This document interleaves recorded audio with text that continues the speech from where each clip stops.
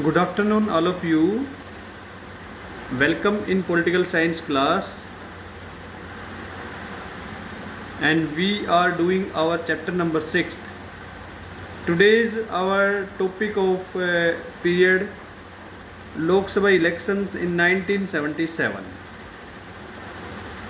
And yesterday we have done politicals after emergency, demolitions in Turkam Gate area, Delhi, or custodial death of P. Rajan. Now we are going to discuss Lok Sabha elections 1977, and we are going to discussing the emergency during 1975 to 1977. Okay, let us start our topic. Lok Sabha election in 1977. In January 1977, after 18 months of emergency, the government decided to hold election. यहाँ पर हमें बताया गया है कि 18 महीने के बाद इंदिरा गांधी सरकार ने जनवरी 1977 में इमरजेंसी को क्या कर दिया, हटा दिया और इलेक्शन कराने का निर्णय लिया. All the leaders or activities were released from jail. Jail से सभी नेताओं को और सभी को रिहा कर दिया गया. Elections were held in March 1977. बेटा चुनाव जो थे वो 1977 में आयोजित मार्च में कराए गए. The major opposition party had already been coming closer in pre-emergency. और कांग्रेस को जिस बात का वहम था कि भाई अपोजिशन जो पार्टी जो है वो सभी एक नहीं जुट हो पाएगी, लेकिन वो पहले ही इमरजेंसी से पहले ही एकजुट हो गई थी गुजरात नवनिर्माण में और बिहार मूवमेंट में. तो जैसे ही उनको रिलीज किया गया, a new party form known as Janata party, एक नई पार्टी का गठन किया गया जिसको जनता पार्टी का नाम दिया गया. The new party accepted the leadership of J.P.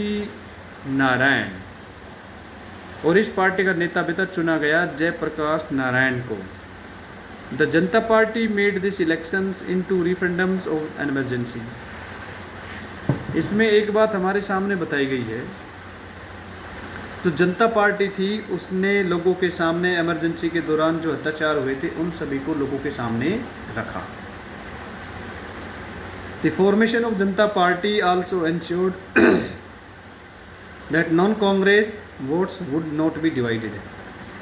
बेटा जनता पार्टी का बनना इसी बात को लेकर बना था कि जो गैर कांग्रेसी जो वोट्स जो है वो बटे नहीं, वो सारी एक साथ हमारे पास आए. तो इसमें मैंने आपको क्लास में बताया भी था. The Congress could win only 154 seats. Congress जो थी उसे केवल 154 सीटें मिली लोकसभा में और उसका वोट प्रतिशत केवल 35% पर आ गया. जनता पार्टी एंड इट्स एलाइज वोन 330 out of 542 seats. Janata party जो थी और उसकी सहयोगी पार्टियों ने 330 सीटें जीती और उस 542 सीटों में से तो ये उसने काफ़ी सीटें जीती. और ये भी बताया गया कि पंजाब, हरियाणा, उत्तर प्रदेश, मध्य प्रदेश, बिहार तक कांग्रेस का सफाया हो गया. लेकिन नीचे इसका नाम आता है महाराष्ट्र का, आता है कर्नाटका और आंध्रा वगैरह, जो यहाँ पर नीचे कांग्रेस सरकार थी. तो यहाँ पर हमारा गठन हुआ जनता गवर्नमेंट का, इतनी सीटें आ गई. The Janata Party government that came to power after the 1977 elections were far from cohesive.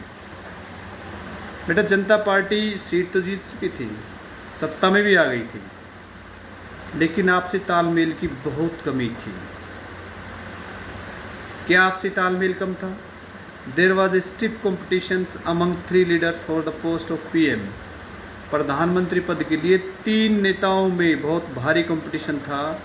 सबसे पहले हमारे पास है Morarji Desai, Who was the main revival of Indira Gandhi since 1967, 66 और 67?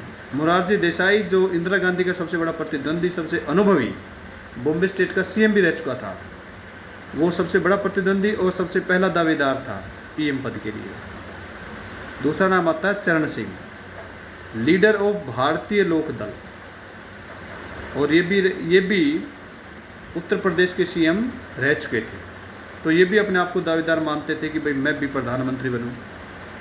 तीसरा नाम आता है इंदिरा गांधी के सबसे नज़दीकी जगजीवन राम का, और जगजीवन राम भी प्राइम मिनिस्टर पद दौड़ में अपने आप को शामिल मानते थे, क्योंकि जगजीवन राम जो थे वो इंदिरा गांधी के बड़े नज़दीकी थे, हितैषी थे, लेकिन संजय गांधी के साथ अनबन होने के साथ उन्होंने पार्टी को छोड़ दिया।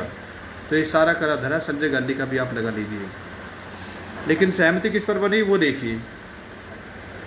Eventually Morarji Desai became the PM, अंत में मोरारजी देसाई को प्रधानमंत्री बनाया गया, but that did not bring the power struggle, लेकिन सत्ता की लड़ाई जो थी वो समाप्त नहीं हुई, यानी पार्टी में अंदरूनी कलह चलता रहा।